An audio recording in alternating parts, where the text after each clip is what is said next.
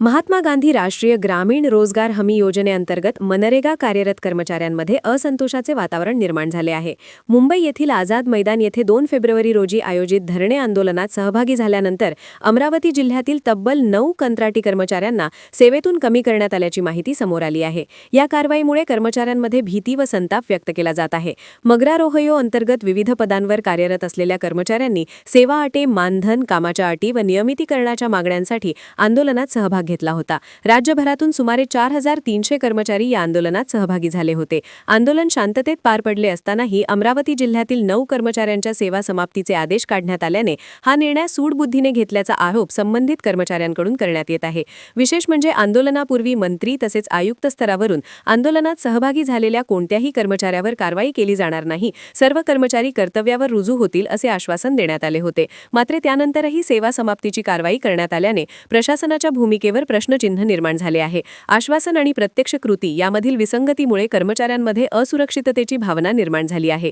सेवा समाप्तीचे आदेश मिळालेल्या कर्मचाऱ्यांनी या निर्णयाविरोधात तीव्र नाराजी व्यक्त केली असून हा अन्यायकारक निर्णय तात्काळ मागे घ्यावा अशी मागणी केली आहे। अचानक नोकरी गमावल्यामुळे संबंधित कर्मचाऱ्यांच्या कुटुंबियांवर आर्थिक संकट ओढवण्याची शक्यता व्यक्त केली जात आहे। अनेक कर्मचारी ग्रामीण भागातील असून त्यांचे कुटुंब पूर्णपणे या उत्पन्नावर अवलंबून असल्याचे सांगितले जात आहे। या निर्णयाविरोधात आज संबंधित कर्मचाऱ्यांनी जिल्हाधिकाऱ्यांना निवेदन देऊन न्याय मिळावा, सेवेत पुनर्नियुक्ती करावी तसेच आंदोलनात सहभागी झाल्यामुळे कारवाई न करण्याचे दिलेले आश्वासन पाळावे अशी मागणी केली। प्रशासनाने या प्रकरणात तातडीने हस्तक्षेप करून सकारात्मक निर्णय घ्यावा, अन्यथा पुढील तीव्र आंदोलनाचा इशारा देण्यात आला आहे। दरम्यान जिल्ह्यातील मनरेगा यंत्रणेमध्ये कार्यरत कर्मचाऱ्यांमध्ये या घटनेमुळे अस्वस्थता निर्माण झाली असून पुढील काळात याचे व्यापक परिणाम होण्याची शक्यता व्यक्त केली जात आहे। मी रोजगार हमीमध्ये सहाय्यक कार्यक्रम अधिकारी म्हणून अमरावती जिल्ह्यात जवळपास 17 वर्षापासून काम करत आहे। आम्ही 2 फेब्रुवारीपासून आमच्या नरेगा विभागाच्या काही मागण्यासाठी राज्यव्यापी संप केला होता। राज्यव्यापी संपेमध्ये आम्ही विविध मागण्या घेऊन आम्ही शासनापुढे गेलो होतो। कंपनी विरोधात गेलो होतो की जेणेकरून कंपनीने जे आमच्यावर अन्याय करत आहे त्यासाठी आम्ही शासनाकडे मागणी सादर केली होती। परंतु जेव्हा 12 तारखेपर्यंत आम्ही संप केला आणि शासनाने आम्हाला मंत्री महोदयांना आम्हाला आश्वासित केलं की आम्ही तुमच्या मागण्यावर विचार करू आणि त्या पुढे नेऊ, त्यानुसार आम्ही आमचा संप मागे घेतला। परंतु त्याआधीच काही जिल्ह्यातील काही निवडक लोकांवर कारवाई करून आमच्यावर फार मोठा अन्याय केला आहे। आम्ही या विभागामध्ये जवळपास 17-20 वर्षापासून काम करतोय, पण शासनाने आमचा एक थोडा विचारही न करता आम्हाला एका मेलवर कंपनीच्या एका मेलवर आम्हाला कार्यमुक्त केले। कंपनीची ही आमच्यावर झालेली जी पद्धत आहे ती अत्यंत चुकीची आहे। याच्या निषेधार्थ आम्ही सगळे आज कलेक्टर साहेबांना निवेदन देण्यात आलो की जोपर्यंत आमच्या जिल्ह्यातले हे 9 लोक सेवेत पूर्वत घेणार नाही तोपर्यंत जिल्हा 23 तारखेनंतर कुठलेही काम करणार नाही आणि त्यानुसार आमची पूर्ण नरेगा अमरावती जिल्ह्याची ही भूमिका राहणार आहे। यासाठी आम्ही आज इथे आलेलो आहोत। अमरावती जिल्ह्यामध्ये एकूण 9 कर्मचारी आहेत जे संपात सहभागी होते। संपात सहभागी पूर्ण महाराष्ट्र होता। रोजगार हमी योजनेअंतर्गत आम्ही गेल्या 2 फेब्रुवारीपासून आझाद मैदानावर इथं उपोषणासाठी सगळे आपले पूर्ण महाराष्ट्र बसलेले असताना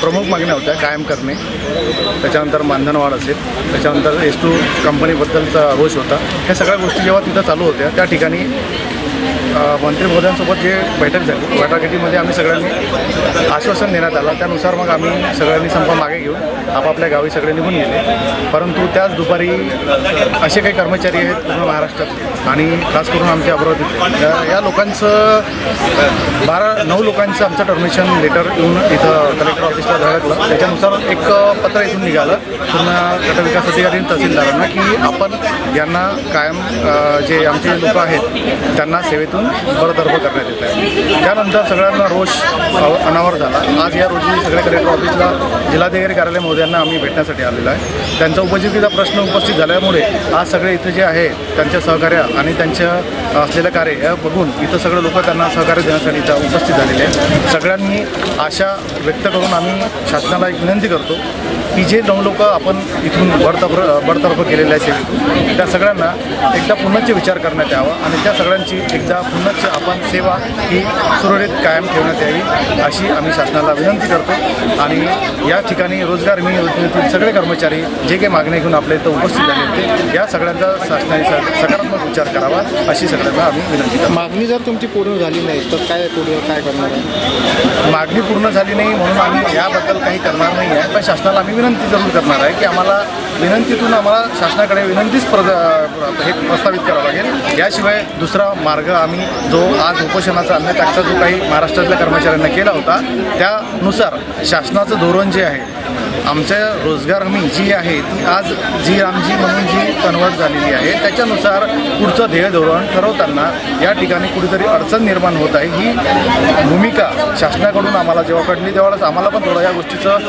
काहीतरी भान होतं की आम्हाला कुठेतरी या गोष्टीला आपल्याला विचारपूर्वक इथं आंदोलन करणं किंवा कुठल्याही गोष्टी करणं योग्य राहणार त्यानुसार आमची भूमिका हीच राहील की शासनाकडून आमचे जे 15 ते 20 वर्ष झालेले कर्मचारी आहे या लोकांना किमान कुठेतरी यांनी शासनाच्या सेवेमध्ये 10 वर्ष झालेले जे असतील किमान त्या लोकांचा तरी विचार करून आणि टप्प्याटप्प्यावाईज जे लोक आहेत आज 450, 4300 या लोकांना कुठेतरी समायोजनाचा विषय त्यांनी घेण्यात यावा आणि कुठेतरी यांना मानधनवाढ असेल किंवा जे ज्यांच्या प्रायोगिक जी गरजा आहे त्यानुसार त्यांना किमान तरी ते गरजा पूर्ण करण्यात शासनाने धोरण ठरवावं अशी आम्ही त्यांना पण विनंती करत आहे आणि यानुसारच त्यांनी कुठेतरी आमचा सहानुभूती विचार करावा अशी आम्ही त्यांना विनंती करतो.